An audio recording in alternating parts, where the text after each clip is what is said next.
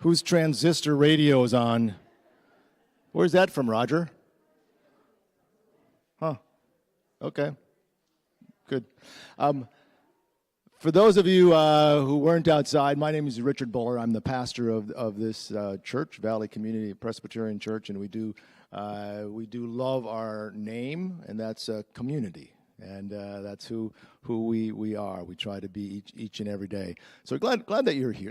And we're Presbyterian. Okay, for those I got my colleagues here in the room. So but it's good. Thank you for coming up and listening to Dr. Keeler and the excitement that's going on in this community. We are excited about her. We've had some meetings with her. We get monthly updates on how she's doing, and it's so exciting. So we are in for a good afternoon right now. I want to introduce Jen Biggs, who is part of our Land Acknowledgement Task Force. Those of you who are on the our Land Acknowledgement Task Force, will you stand, Crystal? And who is your mom here? Oh, there's Lynn Boyd, Crystal Boyd, Jen Biggs. Janine is outside, helping outside. And Mariah Messer is also outside helping with the silk screen. So let's give this team a good round of applause for their wonderful work. This is work that we started a year ago and got this land acknowledgement name, our statement, and we were so excited that we got that accomplished and approved by our church, and it's on the back of our bulletins. And then it was like, now what? And so we're in that now what stage, and for us, that won't stop. It's a continuous stage of what's next. So Jen's going to read our statement. Thank you. Welcome, everybody. It makes my heart really happy to see you all here. Just a note about our land acknowledgement statement, that we recognize that it's not a static statement, that it's a living statement, that it's something we aspire to, and it can change over time. As a faith congregation opening hearts, opening minds, and opening lives to God, Valley Community Presbyterian Church seeks to honor the important stories and lived experiences of its members and neighbors. VCPC sits on the ancestral and contemporary land of the Dakota people, for whom the land holds historical, spiritual, political, and cultural significance. We acknowledge the ongoing injustices that we have committed against the Dakota people and pledge to interrupt this legacy. We will educate ourselves about Indigenous history and recognize, support, and advocate for our Native neighbors. We're going to move on and hear a word from our community partners. And so first up is Michelle from the Hennepin History Museum.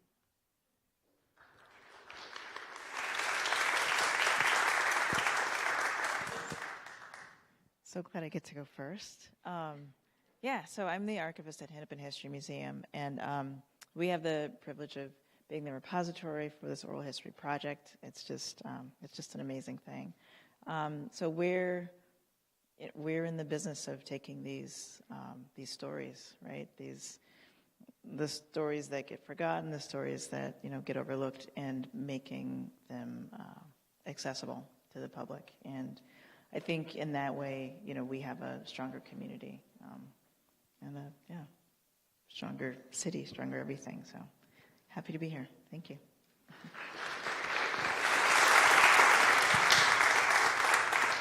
And next we'll have Catherine from the Bassett Creek Watershed Management Commission.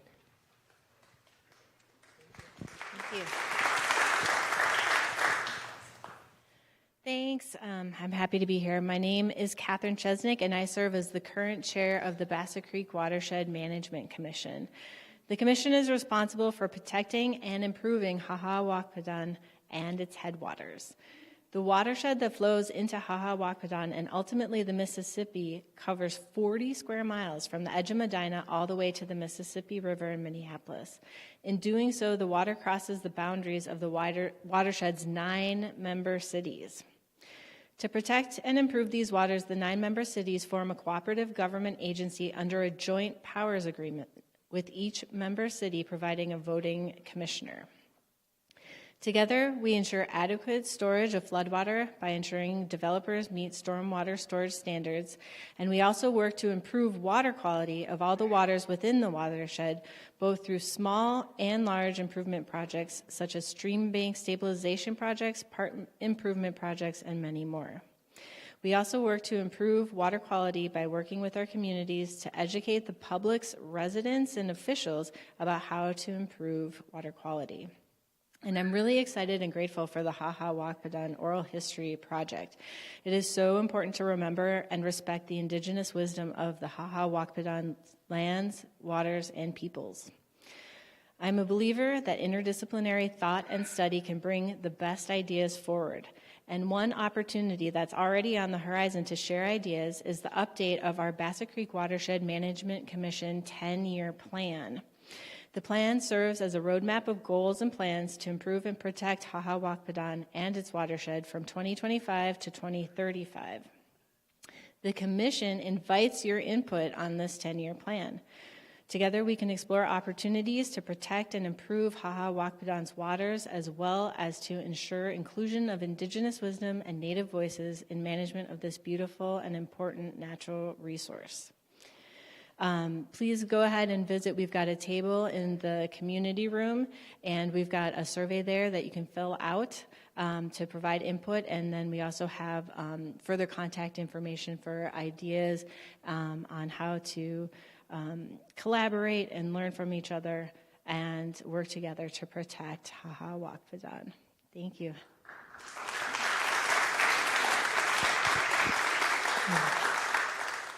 Thank you, Catherine. And now we'll have Kyle Scott from the Golden Valley Historical Society.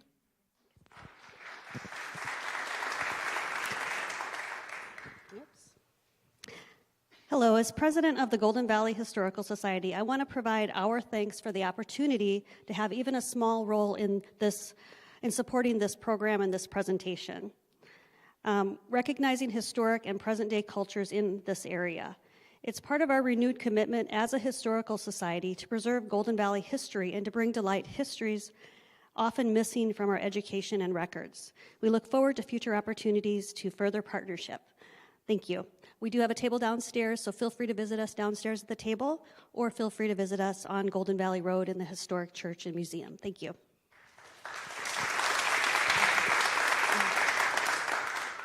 Well, great. That is fantastic. I want to thank all of our partners that have been such great organizations to work with. This is really fun to see everyone come together. My name is Crystal Boyd. I've been very lucky to work with Dr. Keeler on her project, and I'd like to thank all of our speakers today. I'd like to give a special thank you to those folks who agreed to be interviewed. Thank you so much for being willing to share your stories and your perspectives with us. I'm hopeful that this is a great way to build new relationships and to help people hear your stories and your ideas for the future, how we can move forward together. So a big thanks, and these folks are also listed in your program, but I'd like to read their names. So the people who have been interviewed by this project are Eric Buffalohead, Roxanne Gould, Debbie Kanaka-Williams, Samantha Major, Jim Rock, Tanya Stewart, Grant Tubulls, Kathy Vick, Diane Wilson, and Benjamin Yawaki. So a big round for our thank you.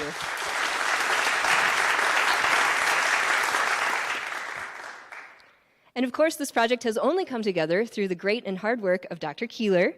It's been amazing to work with you. This is a phenomenal project that has grown more than we could have ever imagined. We started from a small idea and built into a much bigger one, and thank you for helping us to do that. I also want to thank your students who have been supporting you and helping you with transcriptions and some of that behind-the-scenes work. We really hope that this project contributes to your research and helps to support your future work as well. And I'd like to share a little bit about Casey's background. Casey is most likely the only scholar of suburban American Indian history in the United States, so we're very lucky to have her on this project. This really is phenomenal that she helped us out. And I'd like to share a bit about Casey's background. She is an enrolled member of the Tuolumne Band of Miwok Indians of California and a direct descendant of the Citizen Potawatomi Nation. She is an assistant professor at the University of Wisconsin with appointments in the Department of Civil Society and Community Studies and the American Indian Studies program. Casey's research centers on federal Indian policy, housing policy, land and land access, property ownership, American Indian suburbanization, placemaking, and public memories. And those are some themes that all came through in the interviews that she's done.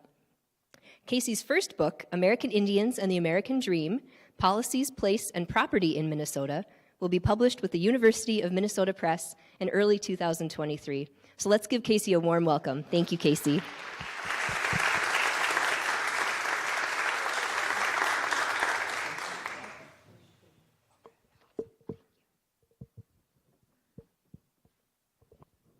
Thank you, Crystal, for that very generous introduction and welcome.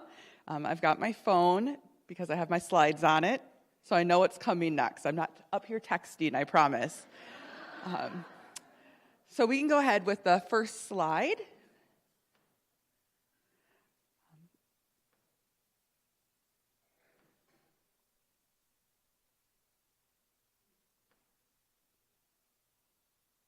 All right, so I have about 20 slides to get through. We may end up skipping some of them, but I'll be around for a while after, so I'm happy to chat more about my research and this project as well. So next slide. So the focus of today, I want to spend some time talking, of course, about the Wakpadań Bassett Creek Oral History Project. I'll also touch on some of the existing scholarship on American Indians and suburbs, and why it's important to think about suburbs, including Golden Valley, as a historically Indian place. I'll touch on why this is significant, both historically and contemporarily, and then we will have some time for questions at the end. So most of you are members of the Valley Community Presbyterian Church, although we do have a few guests today. So the Wakpadań Bassett Creek Oral History Project was born out of the Land Acknowledgement Statement. For anybody that listens, I've generously shared that the Valley Community Presbyterian Church is a model for the way other institutions and organizations and even individuals should handle a land acknowledgement statement. We need to go beyond words on a paper, beyond a speech at the beginning of a presentation, and actually take action, and not just once, but over time.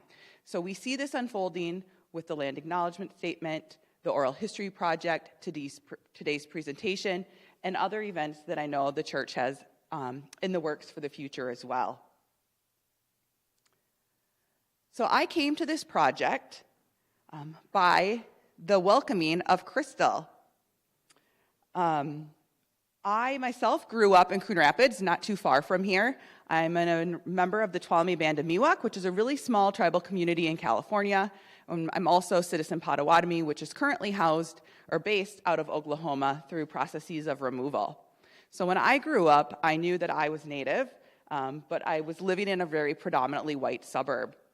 After finishing my undergraduate degree, I returned to Coon Rapids where I worked, and I kept thinking about what does it mean to be a Native woman living in a suburb, and thus began my academic trajectory. So I did my PhD at the University of Minnesota, and as Crystal mentioned, I think I might be the only person who looks at American Indians in suburbs in the context of the United States, which is pretty significant when we know that today about 70% of Native people today live outside of and away from reservation communities.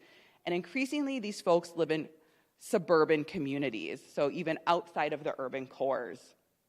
So for me, this project was really exciting to join as a partner, because these voices of Native peoples that live in suburbs have never really been collected or shared or uplifted before in the way that Native stories from folks living on reservations or in the urban cores have. So throughout the slides, you'll notice that I have a lot of focus on waterways. Most of the images come from the Bassett Creek Watershed Commission. The previous slide where I said joining the project is from the Three Rivers Park District and shows the Mississippi River. So that's the watershed that I came from up in Coon Rapids. And the rest, of course, focus on Wakpadań. So the Wakpadań Bassett Creek Oral History Project, again, grew out of a land acknowledgement statement. I began talking to Crystal in August 2021 and into early fall 2021, and we formalized our partnership through a contract in January of 2022.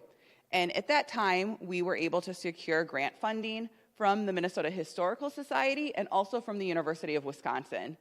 And those funds have been used to provide support for this project in its entirety. So we have been working to collect 13 interviews. To date, I've collected 10, and Crystal has shared those names with you, and I have them coming up on another slide. So moving forward, we have 3 more interviews to do. We've been doing the transcriptions. So I've been working with an undergraduate student who's native and actually grew up here in Golden Valley, not too far from the church. She's a student at the University of Wisconsin, so that's been really a pleasure to connect and learn and work with her. I then review the transcripts, and then they go to the participants for review as well. If anybody's interested in what a transcription process looks like, each interview is roughly about an hour. And I know Roxanne and Jim are in this process now, and I believe Sam. Each transcript is about 12 to 13 single-spaced pages. So everybody gets a chance to kind of review for quality and accuracy, and at that point we can also make any important corrections as they're needed. So it's a bit of a time-consuming process, but it's important that folks in this project, Native community members, know that their voice is heard and that their perspectives matter. So at the culmination of this project, all of the audio recordings and the written transcripts will be deposited to the Hennepin History Museum for future generations to access. And we believe this will also be the first collection of American Indian suburban experiences. So it's an important project.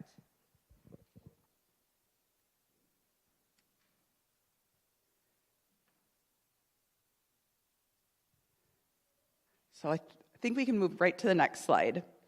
So much of my work is based on American Indians and suburbs.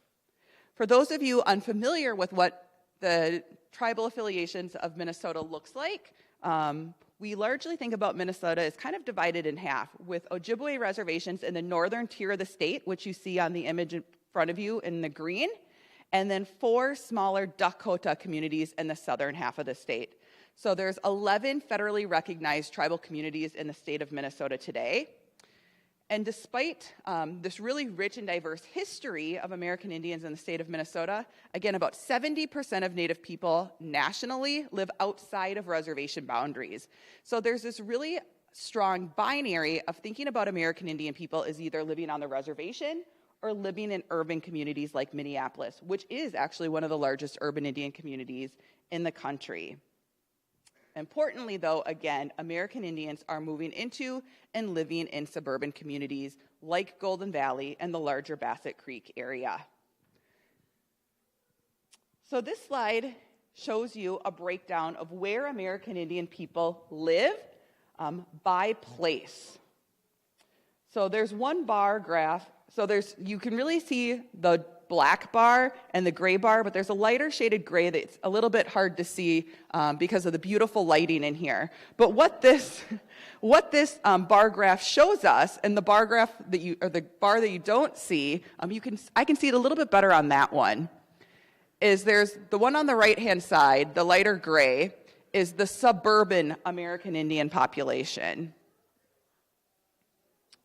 So you can see these in comparison, or I'm sorry, that is the rural population. So you can see over time that as the urban Indian population is declining, the suburban American Indian population is increasing. So through my research, we know that not only are American Indian people living in reservation communities, they're leaving the urban cores for suburban communities.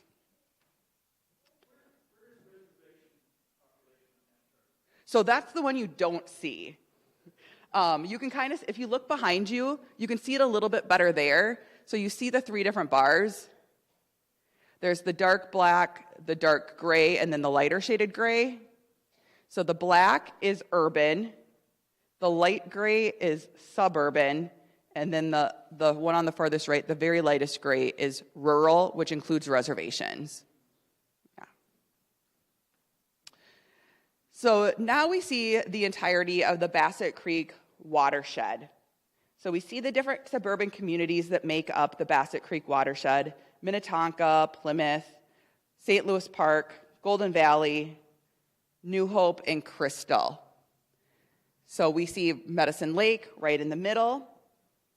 And we know where we are here in Golden Valley is closer to the end of the watershed before it flows into the Mississippi River in Minneapolis. So this image I also have seen downstairs. This comes from the Bassett Creek Watershed Commission. So this is a nice image that I have been going back to so much throughout this project to provide some geographical reference and know where we are throughout, where we are in relation to the watershed and all the communities that it touches. So in thinking more specifically about the interviews, I've had the good fortune to interview 10 people, and I know at least 5 of them are here today. So I'm really excited about that. But I've been hearing recurring themes, and these themes have been reaffirmed as I've gone through and read each of the individual transcripts. So the first theme that has become really transparent is education. And folks coming to the suburb, coming to Golden Valley, specifically for education. And I've also found, in talking to folks, a lot of the participants have participated in Indian education programs. Some folks have gone through the Robinsdale School District, which has a pretty large and well-established Indian education program. One of the participants in this project also had a pretty significant role in establishing that program. And a few of the oral history participants have also attended or had children attend Breck, which is not too far from here, just south of us actually on Highway 100. And Breck, of course, is a private school, and it runs from K through 12, and it seems as though over the years there's always been a small cohort of Native students at Breck, which I find pretty interesting. And I was sharing with Crystal just the other day that one of the participants mentioned a Native history of Breck, which I certainly didn't know about, so I did a little bit of digging, and Breck was actually started up in southern Minnesota, and one of the first folks in charge of Breck was Bishop Henry Whipple. And anybody familiar with Minnesota history and the U.S. Dakota War history knows that there's some close entanglements with Bishop Henry Whipple. So for me, that was interesting to think about Breck that way. And then in 1916, Breck moved north to Minneapolis, and later moved to where it is today in Golden Valley, which was previously Golden Valley High School. So I have 2 images up on the screen. The one on the left is of the Robinsdale area schools. We'll go back one slide. The Robinsdale area schools, they recently had a spring powwow, and then the image on the right is of Breck. So I've pulled some basic quotes out from the interviews that I want to share and read aloud. I'm going to try to get a little bit closer so I can see. So one of the participants shared, quote, "I looked at the different school districts, Indian education programs, and then I chose which area I should move to for my kids. I moved to the Robinsdale district." So this participant, it was really important for her that her children attend a school district that had an Indian education program and a program that was really strong. And just during my time here today, I learned that the MC for the dance and drum group, he shared with all of us that he helped with the Robinsdale School District and was an Ojibwe language teacher. So I think that really gets at the vibrancy of the Robinsdale School District's Indian education program. So the next quote is from a participant who attended Breck. He stated, quote, "I didn't grow up in Golden Valley, but I sort of did. I spent most of my time there, at least through middle school and high school. At Breck, I just felt really lucky that there were 2 other Native guys in my own grade." So again, a place like Breck, in a predominantly white community, at a predominantly white school, one of the participants was able to form a community, a Native community at Breck, which I thought was really rich. And again, I talked to a few folks who attended Breck or had children, which I thought was really great, knowing that they were able to make that sort of relationship there. The next theme that became really apparent in talking to folks is the socioeconomic status and income in the West Metro. So the image that you see on the screen before you shows different neighborhoods by income. So again, I know it's a little hard to see, but if you can see where Minneapolis is and you see Lake Minnetonka on the far western side, the blue, the area is marked in blue, and these are census tracts. So it's not city or it's county, it's census tract But we kind of know where these areas are. So the areas in dark blue have the highest income levels. The areas in red were the lowest income levels. So we can kind of see, based on this image alone, a transition in income levels from east to west, lowest incomes to highest incomes, based on census tract and where people are living.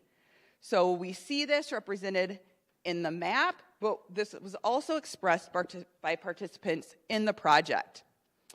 So a quote from one of our participants is, "There were some of us who rode the bus into high school, but many of my cohort, at 16, got a brand new car. It was really the keeping up with the Joneses as far as wealth." Another participant shared a similar sentiment. Quote, "There are some really wealthy people.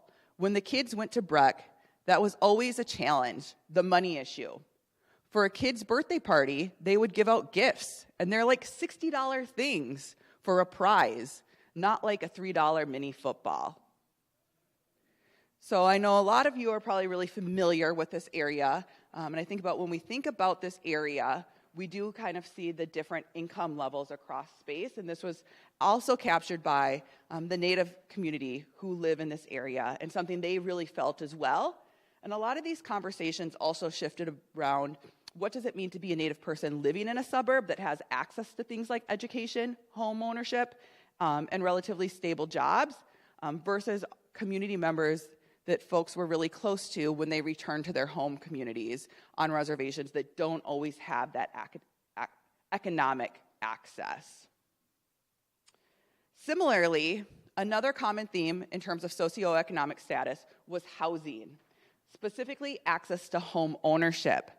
So in talking to the Native community members throughout this project, many folks came to Golden Valley and the neighboring communities as a way to access home ownership, something they didn't necessarily have access to in a reservation community or in the urban Minneapolis core before coming to Golden Valley. So one of the participants shared, quote, "We were homeowners. When they bought that home, they literally had to get approval to the area because they were the first family to move to that street and that neighborhood." So we know that the metro area, not just of Minneapolis, St. Paul, but across the nation, homes from the 1930s, 1940s, 1950s, 1960s were riddled with race-based covenants that prohibited anybody from the non-white race, and that's a very broad term, from owning homes in specific geographic areas. One of the most notable and studied areas here in our own community is Edina, which was also known as a sundown town. In my own research, I have found evidence of Native families who were excluded from moving to certain communities because they were considered non-white. And the one exception was if they were domestic help. So there's some really good and rich census data coming again from Edina that documents Native people, particularly Native young women coming from up north, Ojibwe communities, who were only allowed access to the suburbs because they were domestic live-in help. So when we think about things like access to home ownership and intergenerational wealth today, we also must reconcile that history of exclusion from certain pockets. So not only through race-based covenants, but also through processes of redlining. So there's some really good work coming out of this area, the Mapping Prejudice Project, and also Just Deeds that I know many of you are also familiar with. But again, really important because that was echoed through the participants in this research project. So a final theme that really came out through these interviews was environmental stewardship and caring for the more than human world. So myself and Crystal and the larger task force, the Land Acknowledgement Task Force, collectively pulled together a list of questions. And I shared the list of interview questions with each of the participants in this project. So they had time to review them, they knew what the project was about, and they also felt comfortable. And one of the questions was specifically about the watershed, the Wakpadań Bassett Creek watershed, and how can we better take care of it? And folks were really generous in sharing their thoughts on the management of the watershed. I learned quite a bit about Bassett Creek and the environmental aspect of it throughout this project. And I learned that we need we must take better care of it, and we needed to begin years ago, but the time for action is now. And we have one of the Watershed commissioners here with us today who I know is also eager to hear these perspectives and improve relationships with Native communities in order to take better care of the environment. So one of the participants here shared with us, quote, "We have to be vigilant. We have to start today. The creek itself and the waterlands around it need to be restored, not just taken care of, but restored. That's the biggest thing they can do." So it's easy for us, I think, to overlook the actual watershed because it's not always visible to us. There's golf courses on it, there's private homes that butt up against it, so not all of us have direct access to it. But the way we treat the larger environment in terms of what we pour down the drain, how much water we use, all impact not only the Bassett Creek watershed, but the larger Mississippi watershed, and all of the water that surrounds us. So I know many of you have probably heard the statement, water is sacred, water is life, but we really need to start living that. And I've done a lot of self-reflection as well throughout this project, and even as a Native woman, I don't get a free pass, right? So I think these are important things to really take to heart. So going into this project, I feel like I had a good idea of what it meant to be an American Indian in a suburb, but I really learned from each of the participants about their experiences and what they shared. And so many of our conversations really work to center suburbs as historically Indian places. So when we think about Golden Valley, in many ways it's easy to ignore the indigenous history with a name like Golden Valley, but we live in an indigenous landscape. The Twin Cities continues to be home to Native people, often with long generational and significant histories here. I also want to point out that the folks who participated in this project are not only Dakota and Ojibwe, but they come from diverse tribal backgrounds from outside of Minnesota as well. But regardless of where we are, including myself, it's important to think about our role and responsibility living in somebody else's homeland. And that's so much about what this project is as well. On the map that you see before you, you see a set of waterways that probably look pretty familiar. There are a series of triangles, stars, and circles, and each of these represent significant Dakota places. So again, I know this is a little bit hard to see, and I believe we can share this PowerPoint online for folks to come back to. But as a reminder that this is an indigenous landscape, this map is all in Dakota. And I worked with a Dakota language speaker, and he identified some pretty recognizable places. So if you were to look at this map, stripped away of settler colonial boundaries, settler colonial names, what remains are the waterways and places that are familiar with us as folks who live on this environment. And this reminds us of the Dakota history here because of those place names that have really been overshadowed through processes of settler colonialism. So why is this significant? Again, we know Minnesota is home to Dakota and Ojibwe tribal communities spread across the state. However, those communities have been removed from their homelands and only live on a very tiny fraction of the land that they have so generously cared for generations. So the image on the right-hand side, the yellow map of the state of Minnesota, shows us the different treaties that unraveled across the state throughout the 19th century. We know that over time, again, the Ojibwe were forced onto smaller and smaller reservations in the northern part of the state, and in the southern part of the state, the Dakota people were moved again to smaller and smaller reservation communities, but also the U.S. Dakota War significantly affected the Dakota community here in Minnesota, and that happened in 1862. When the U.S. Dakota War was unfolding, simultaneously, white settler settlement in what has become the state of Minnesota was rapidly unfolding. So you can much more clearly see a really basic table that shows us years beginning in 1850, each decade until 1910. And the white population of Minnesota grew in 1850 from 6,077 to 2,075,6 708 by 1910. So I am not a math genius. And this image is actually in my forthcoming book. And I want to use this image to really highlight the dramatic and rapid settlement of non-Native folks across the state of Minnesota, juxtaposed against the rapid series of treaties that moved Native people to smaller and smaller communities. So when I say I'm not a good math person, like I can multiply, add, divide, you know, those things they teach us in high school. But when it came time to do the math, to emphasize the dramatic growth in population here, I had to go to some experts.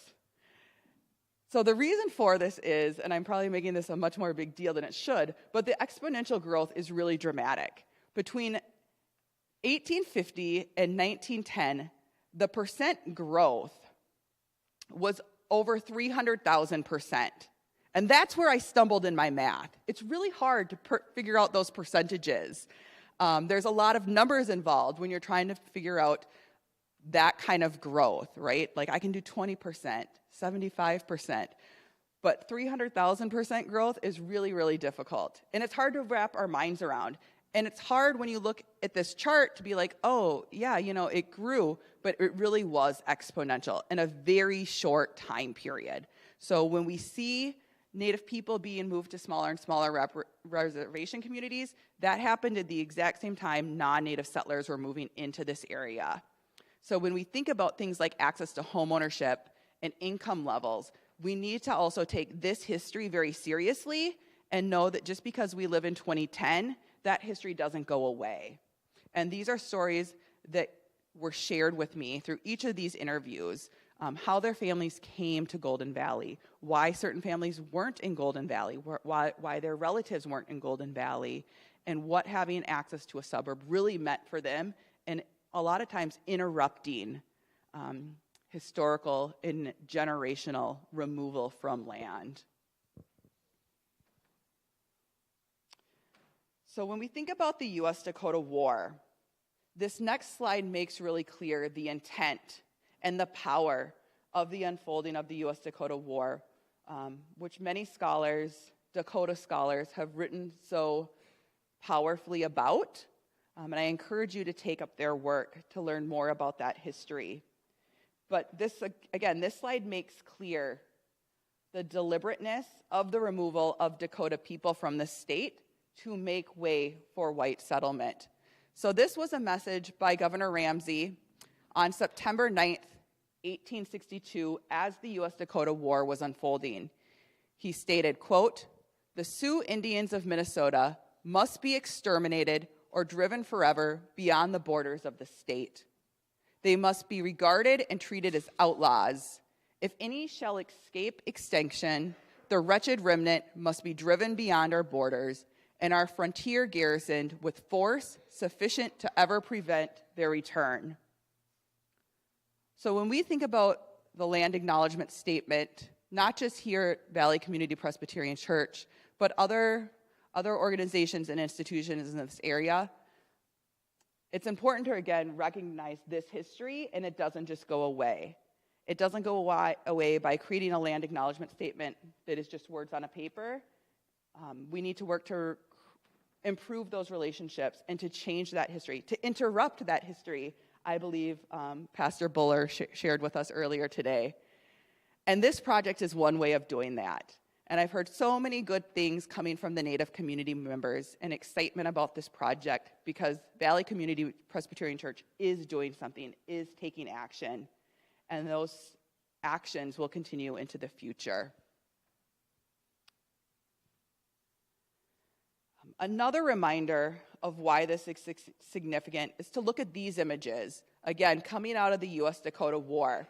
So the image on the right really highlights the Dakota diaspora after 1862 when they are exiled from the state. You see lots of red arrows moving beyond the state to places like Iowa, Missouri, Nebraska, North Dakota, South Dakota. So when the Dakota were exiled from the state of Minnesota, they moved far and they moved wide, even up into Canada. But we also know Dakota people have returned to their homelands, and that's really powerful. And this project has really worked to put a name and a face and a relationship to those stories of family survival and family resistance. The image on the right-hand side, I feel like I've been saying my left and right wrong this whole time. I'm just now realizing. I apologize. I do know them. The image on the right-hand side is one of the most recognizable photographs of the concentration camp that existed at Fort Snelling. So this would have been just below where the historic fort sits today, down on the river bottoms of where Pike Island is. So when the U.S. Dakota War ended, again, we know that Dakota people were exiled, but when the war actually ended, it was fall of 1862, and we all live in Minnesota, so we know what winters are like. And Dakota women, children, and elderly were forced marched to Fort Snelling, where they were held in this concentration camp the winter of 1862 into spring of 1863. And this is a really powerful photograph, thinking about how our Dakota community members survived that winter, or endured that winter, to come back and share their stories with us today. And again, a really powerful reminder of the significance of not only the land acknowledgement statement, of the need to do more. So for me, these images really resonate with why this work is significant, not only the work of the church, but thinking about Native community members in suburbs today. It wasn't just by happenstance or luck. It was through sheer determination and resistance and the survival of our Native communities.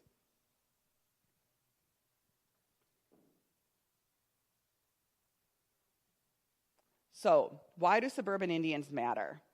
Not only are the places we consider suburban today historically Indian places, American Indian people have always lived in this area. They have continued to return to this area. For Dakota people, this is their homeland. So for me, thinking about the work of this project, but also largely American Indians in suburbs, this project really helps to break down this kind of anomaly of why American Indians are in suburbs. Really, it is a place where we have always been and where we belong. And I'm so grateful in closing to Crystal Boyd and the Valley Community Presbyterian Church, Darlene St. Clair and Brenda Child, who have served as cultural advisors to this project, and the 10 oral history participants, Roxanne Gould, Jim Rock, Sam Major, Kathy Vick, Grant Tubles, Tanya Stewart, Eric Buffalohead, Ben Yawaki, Debbie Williams, and Diane Wilson. So now we have a bit of time for questions. I feel like I sped through that, so I want to take some time to open some dialogue for folks, and we're really eager also to hear questions about the land acknowledgement and where to go next.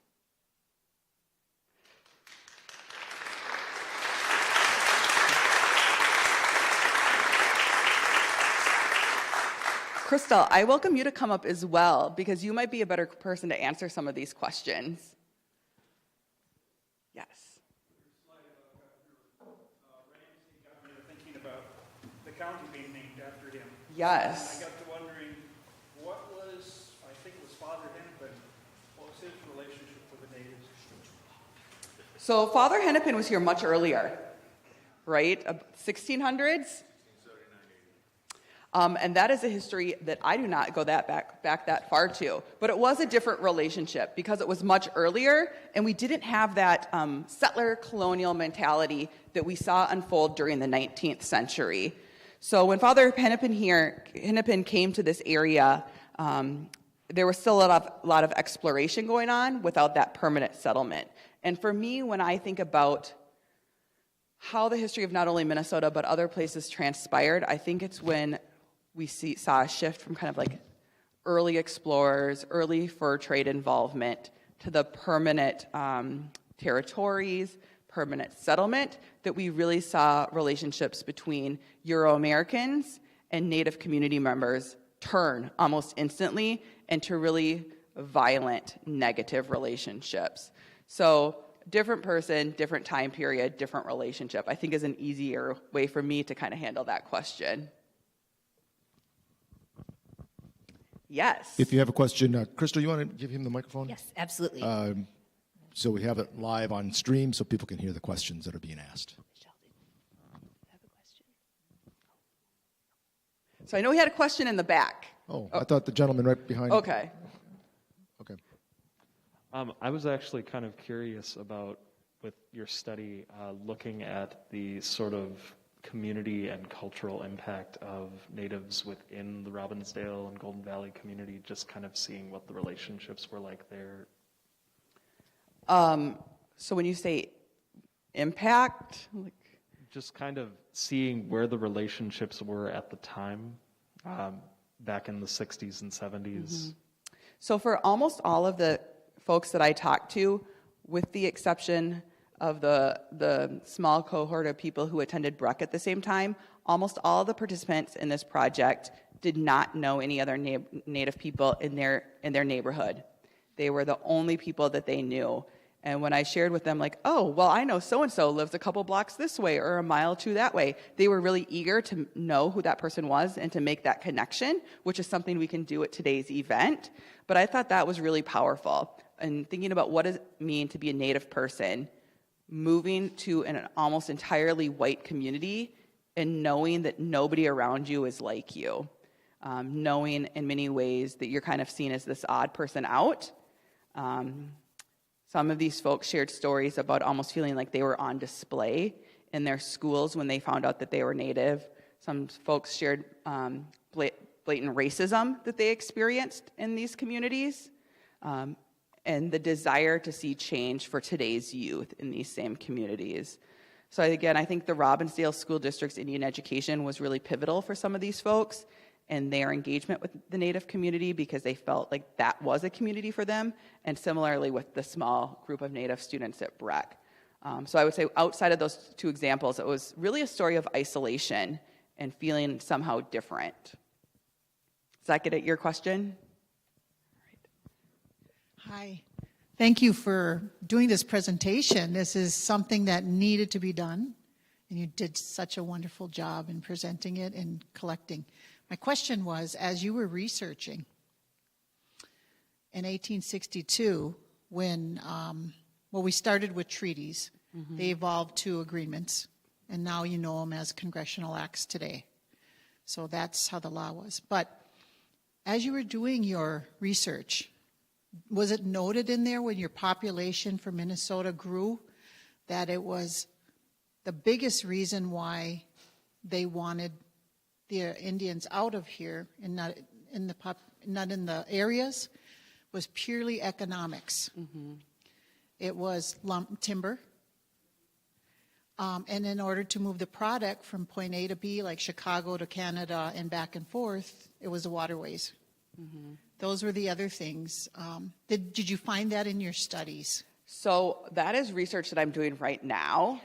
So when I think about U.S. Dakota War as a Native woman who grew up in Minnesota, I think about the U.S. Dakota War. And something that I'm looking at now are all the other events that were unfolding in 1862, including the Civil War, right? Even though that didn't physically take place in Minnesota, we sent plenty of troops to partake in the Civil War outside of the state. We also had the Homestead Act in 1862 on March 20th, the Pacific Railway Act. We also had the creation of the USDA, which was a significant kind of fueler of the expansive agricultural system that we have today, and also the Morrill Act, which created the land grant institution. So in combination, we need to take all of these factors into consideration in the rapid removal of Native people from space, the influx of white settlers in space, but also what was going on economically. Lumber in the northern part of the state. We think about the railroads in this area in particular, and I know right now there's work going on at the University of Minnesota, really kind of taking apart and being critical of that land grant history as well. So yes, money, right? Land, money. And I think that's also why we're so reluctant to see people have these really critical conversations about land acknowledgement statements today. If you ask almost anybody in the Native community, they're like, we need action and we want land back. but I think you're much more willing to see folks give a land acknowledgement statement, and then particularly for really affluent organizations and institutions, donate $5,000, donate $10,000, because the land holds the value, right? And it's much more difficult for folks to give land back because of the value and the economic sustenance that that land provides. But again, when we think about access to home ownership and intergenerational wealth, we also know that that's embedded in the land as well. So these are so entangled. Yeah. Jim. Sorry. Okay. Oh, sorry. Hello, my relatives. Just follow up on the question about school districts. As a survivor, my wife temporarily left. She'll be back, but she's a fifth generation boarding school survivor, going back to Carlisle, 1879. 6 waves of smallpox. She's a survivor. She doesn't like to use that word. That victimization that keeps us down here somewhere, gum on the bottom of the shoe. No. So we hold our heads high, and my dad was like that. He died about 10 years ago on 36th and Vincent illegally. He was one of the last 4 first language D speakers, Dakota speakers, still living in Minnesota, Makoche. Kunchi Carey, probably about the last 1 or 2 now. And so it wasn't just Breck. And a few times they invited me and a few others to come out there. And we're well aware of the Whipple, and I could name some of the families that have gone there. But other than Robinsdale and, Osseo and some of the... If you have more than 10 Indian students in your school district, you're supposed to have a parents' advisory. You're supposed to have access to federal funding to make sure that our kids know who they are, don't feel isolated, put on powwows. And in fact, so what we worked for a long time, as a long-time secondary educator and now post-secondary as well, I've been teaching teachers, so has my wife. We had to change laws. They don't want the laws changed, of course, so we've changed several of them. So we're on the hit lists, and it's hard to hold this, and plus it's illegal for us to still be here. My dad died here illegally in the north side of Minneapolis, as I said. They won't change that law. There's all kind of reasons on that one. So the point is, this organization, Makoche Ikikchupi, means land return. And Roxanne and I are on the governing council. And it didn't seem right to Dr. Waziatowin, who wrote in 2008, what does justice look like? That we should have to buy our own land back where our ancestors resided. So churches like this were willing to donate funds, and finally in 2019 we were able to purchase our first 21 acres. And we know it's a very spiritually significant place of burial and long time existence, 10,000 years since the glaciers. We were here before that too. But the problem in letting people know what we know is the curiosity, the grave diggers, the pot scroungers, the tribal historic preservation officers, the TIPO folks that we work with. I'd love to tell you more, but I know that's too dangerous. So projects like this, I want to thank you for documenting what can be documented and recognizing this is who we are, is who we continue to be, and a lot of this is for us, by us. And so we just wanted to live in earth lodges the way our ancestors did for thousands of years. And that was illegal. Okay? So we had a cease and desist order. For the interviews that you did with my wife and I was like, 6 hours of work. And it's hard to cram all this in. I mean, it's exhausting. It's exhausting to hear it. It's exhausting to say it. It's traumatizing, but we have to share it because you become our loved ones and allies, because education is what they don't want. And that's what, following back to your question on education, I spent nearly 30 years, way too long. It's healing for me to say this, at a place that did not want to learn their name. Waziata. Waziata. Itokagata. Wiokpiata. Wiokhiampata. Katkia. Katakia. Hochokachante etam. It's not about, this is the place to talk about this, huh? Pentecost tomorrow, blood, guilt, right?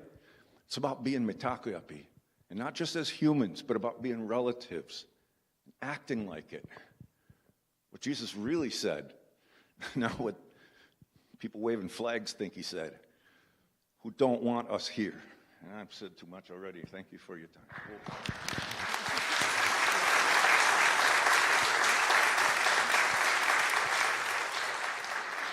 Thank you, Jim.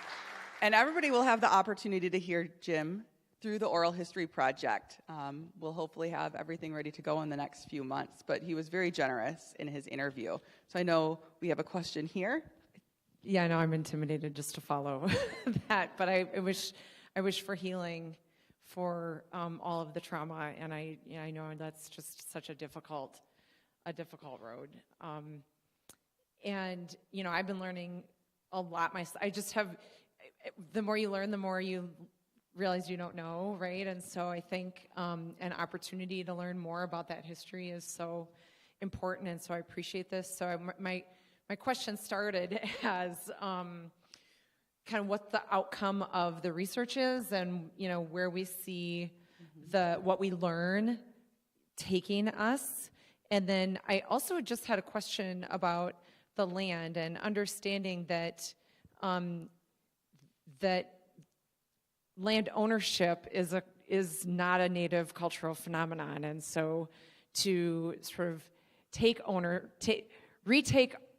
ownership is almost feels contradictory. Like, I just wonder if you could talk a little bit more about that, about the concept of returning the land, and how you see moving forward, in the situation that we're in, where there are a bunch of white people living here, and how can we work better together to have that reciprocal relationship with the land in a context where land ownership probably isn't going away.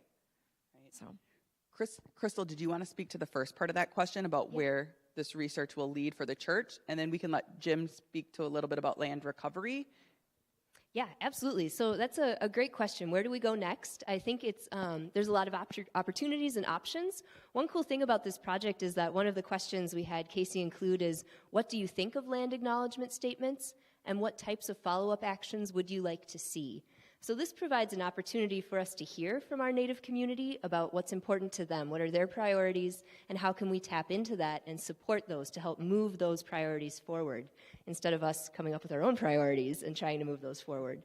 So I know it's not very specific, Julie, but there are some good next steps. If you're interested, folks can always join our task force. We're happy to have folks join that conversation. I think some of the people who were interviewed might want to come together to give us a little bit of a short advisory council, or to share their feedback directly with the church. We do have a new webpage, so we're starting to share information that way.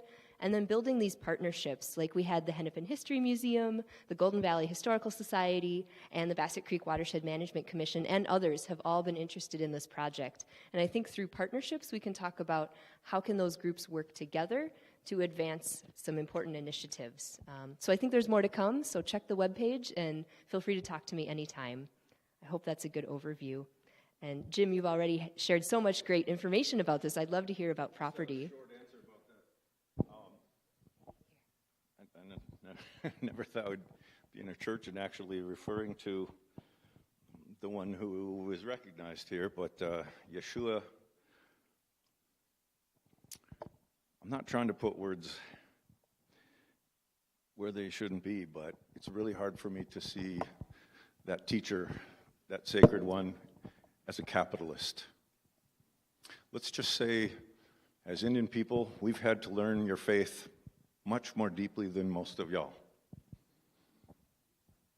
And I could back that up in a lot of ways, but again, I've poured out too much of my medicine bag in front of everybody. It feels like, hey, it's like, okay, so Yeah, when you study Greek and Hebrew, Latin, I'm an astrophysicist, okay, so I've always been a nerd. I don't mind learning. But it's places like Breck and Wyzetta, which I like to spell with the A replaced by an H. Add a question mark then. Because that's the way they want it. It's not English, it's not Dakota. I'm not trying to irritate anybody, but after 28 years of patience and loving, and I brought in people like my dad and Kunshi Carey and so many, and they could kind of get away with it, and then they'd leave, and then you know what would happen to me for doing that. You could serve on the multicultural committees as long as you kept it short and maybe a couple hours a year, and then we could pat ourselves on the back and say we're doing a great job and recruit you for the country club or the bank. Okay, sorry. All I'm saying is they worked so hard to convert us to Christianity and capitalism, and no, we don't own land as individual. That's the 1887 Allotment Act. And then what happened with the reservation business councils, and that's a whole nother, and termination, the 50s, and on and on and on. But how do we? Because we're not trying to build another casino. Because unfortunately what happens is, I'm going to speak it real clear here, because my wife had to fight from my dad to get maybe a $50 or $100 once a year birthday check. It's embarrassing that we don't honor our own relatives, and I told you he was one of the last 4. It's not like they lose his address or, you know. And that's because when you're a casino-rich tribe and you live near a couple of million people and you can pocket from Hmong grandmas or whoever else an addiction, so we got to call it what it is, you know. That's why the village, the first one we started is called Zani Otunwe. We chose Zani, health, healing. Healthy village, village of healing. All the ways we're out of balance. And that great healer here, I just don't see him wanting us to fight over land. I mean, look at the Holy Land over there. This is our Jerusalem. It's our Mecca and it's our Medina. And I can tell you I got in trouble about a month ago for saying, I didn't know who all was there. It's probably better that I didn't. But on the hilltop at Oheawahi, where we had our burial scaffolds, the so-called Pilot Mountain knob, you know, and I said, probably if you understand your history really well, and the biblical history as well, this isn't the Tigris Euphrates here, but it's the Wakpadań. You can do it more to the back of the throat there. Second syllable emphasis. And the Minnesota Wakpa. It's our Jerusalem. I mean, it's our Dome of the Rock. It's our Garden of Eden. Still here. We're still here. They're still here. Atoms don't go away. They just go around and around and around. They're in the trees that our neighbors are incessantly taking down. You know, constantly. Oh, that one might die of whatever, some disease. Well, give it a chance. Why? I'm glad the Bassett Creek folks are here. You might not want to hear from us after all. So I don't know if there's an easy way to answer the question about land, right?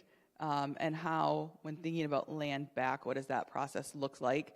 Jim has a table set up downstairs where, for folks that do want to think about how do we support land reclamation, where's a place to begin and what does that look like? Other questions?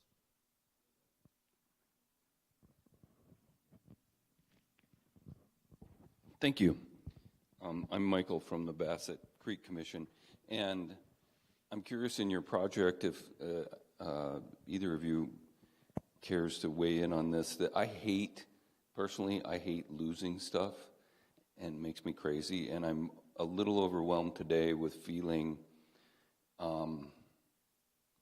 that how much we've lost of knowledge, of wisdom, of the land, of the water.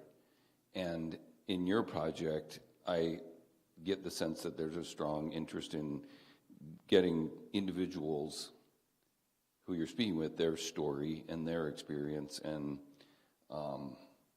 everything you can get from that, but tapping into that, you know, history that we've lost, the knowledge, the wisdom that we've lost, how much is that a part of it as well? Yeah, that's a great question. Everybody that I spoke to who had something to share on the management of the Wakpadań watershed really recognized that this isn't something that's going to happen overnight. and that also must be a collaborative effort, right? Folks bring different knowledges, different histories, and different experiences. So knowing that it's good that you all are here from the Bassett Creek Watershed Management and are open to having that dialogue, right? Because there's different expertise you folks bring, and then there's different knowledges and expertise that Dakota community members bring as well. And there's different way, I think, to move forward in terms of what a really responsible stewardship could look like. So I think there's just lots of, I think this project has really underscored the significance of ongoing dialogue and relationship building around the watershed. And how do we capture those stories? Is it dual signage? Is it more physical access? Is it working with the golf courses, right? It can look different. Casey, could I add to that real quick? So I think you're very right about feeling like you're losing something or discovering something you might. Was written by Diane Wilson, who has Golden Valley connections, and it's a phenomenal introduction to this history through a single person's lens. It was very accessible, beautifully written. So Spirit Car, Journey to a Dakota Past. And if you're also looking for concrete ways to start to think about this and interact with these issues, there's a list on our website of businesses you could go to, Native-owned businesses, museums in the area, ways to really start to learn and educate yourself. And I'm happy to share some of those with you as well. But I think this is very difficult. And Casey, thank you for all this work you're helping to do with healing and learning. And thank you for that, because I think you heard that question differently than I did, and that was a really excellent response.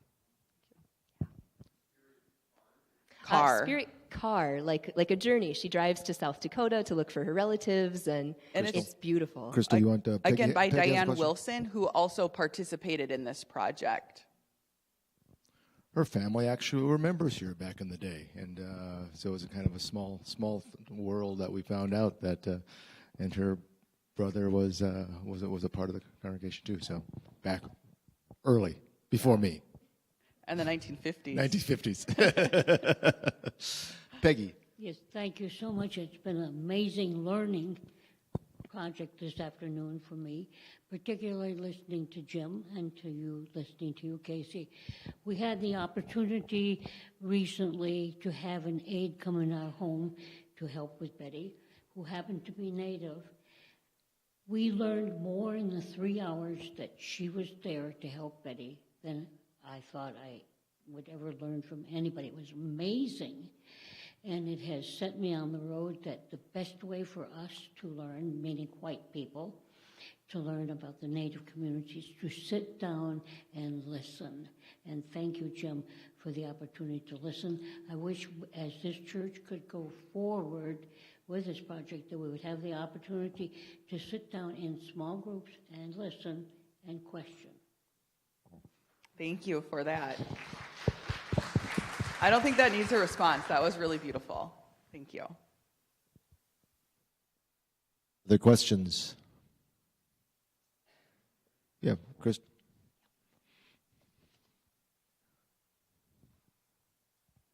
Are there currently any restrictions on where Native people may settle, buy homes, establish businesses? Immediately my mind is like, legally, no. But that's actually not true. As Jim has pointed out, legally the law is still on the books that Dakota people are not to be living in Minnesota. Legally, we know that there are thousands of homes in this area that have race-based covenants. In reality, there's still a lot of racism. We know that Native community members who have tried to buy land and access their homelands have not been able to. So it's a hard question to answer. Legally, yes, there's things that prevent Native people. Is that policy enforced? Maybe no, but we also deal with racism today. So we would like to think that Native people have the access and ability to live wherever we want, we want, but we know that that is not true, unfortunately.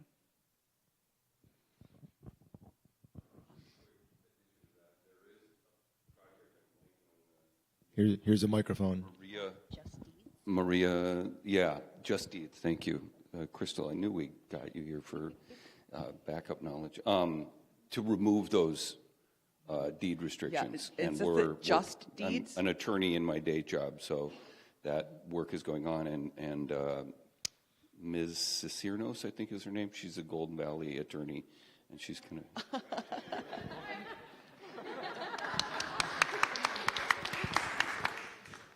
I've got you on my list to call. I think I read about you too.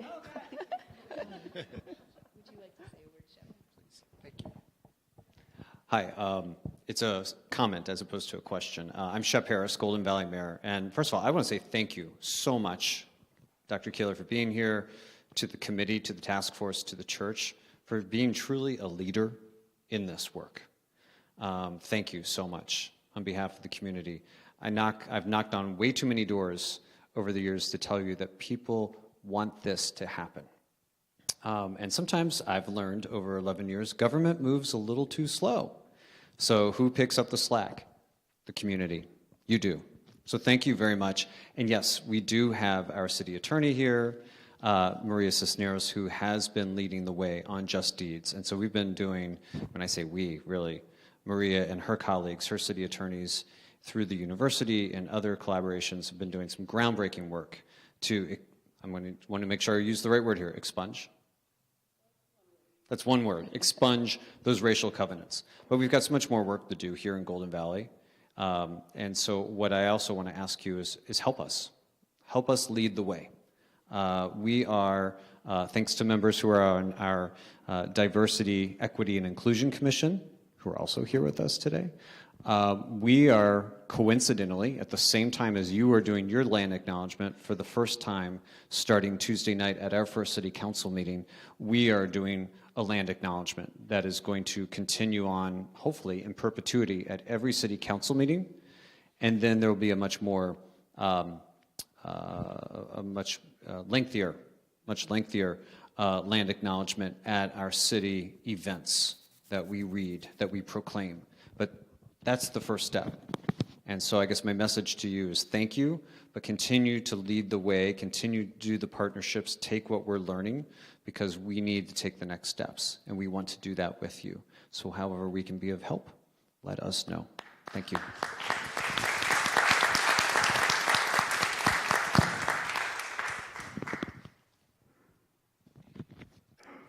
Any closing questions? I think this conversation can also continue for a bit. No. We have till 2 o'clock. Like, get out of here. We're done. No. At 2 o'clock, the custodian shows up, so he's going to be here till 8. So you can continue to be here. So no, this is it's been wonderful, Dr. Keeler. Thank you so much for this community celebration. It was part of the plan at the beginning, and the day is here, and work has been done, is being done, and it's just wonderful to be able to be together. And thank you for so many of you being here. Is there one last question? Purchase your book. Upcoming books. So my book yes. will be coming out in early 2023.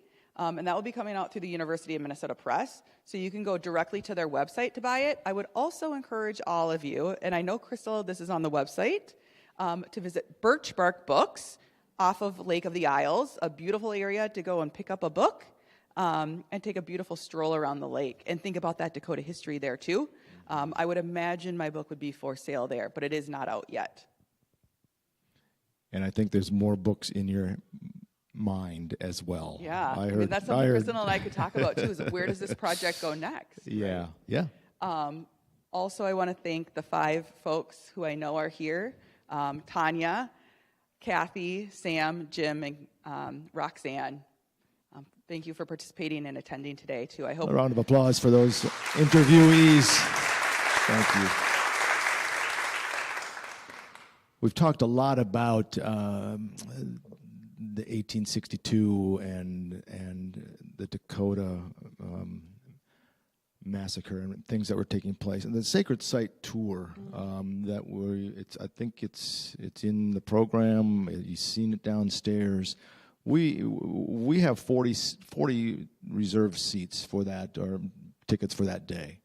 Normally they're about $50 each. We have, through our endowment, we were able to get monies, and we're charging $15 per person. So if that's something you'd wish to do on June 18th from 10 to 2, it's a must.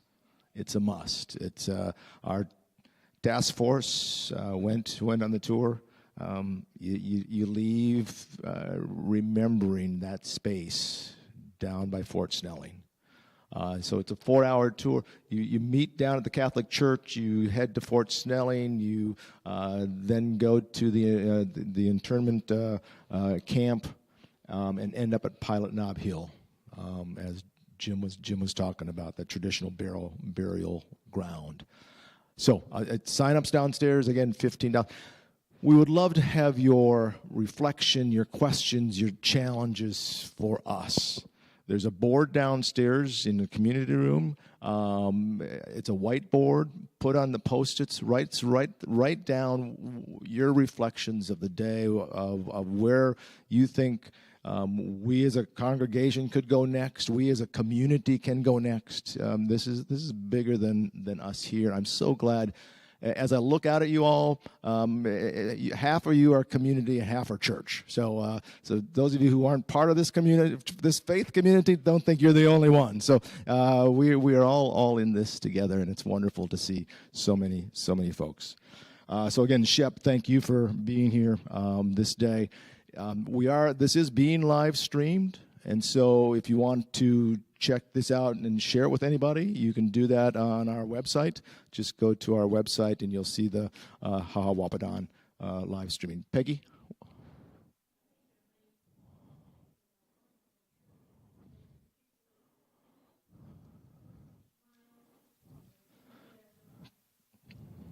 Crystal Boyd? Yes, Crystal Boyd, will you stand and let's give her everything we can have. Crystal Boyd, yes.